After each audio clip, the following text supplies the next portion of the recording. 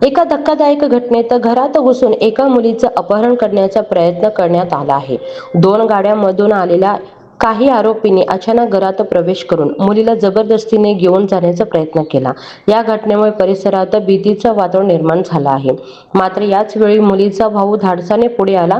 कोणतीही भीती न बाळगता त्याने एकट्यानेच त्या सर्व आरोपींना रोखण्याचा प्रयत्न केला.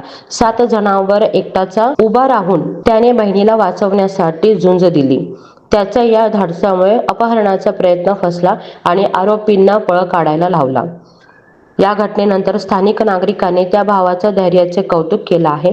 सोशल मीडियावरही हा व्हिडिओ मोठ्या प्रमाणात व्हायरल होत असून लोक त्याच्या धाडसाची प्रशंसा करत आहेत.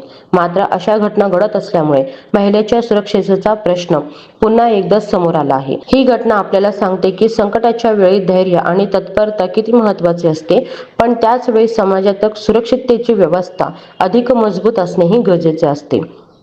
तुमच्या मते अशा प्रसंगी सामान्य नागरिकांनी पुढे येऊन लढा द्यावा का, की स्वतःचा जीव धोक्यात न घालता पोलिसांची वाट पाहावी? कमेंटमध्ये तुमचं मत नक्की सांगा.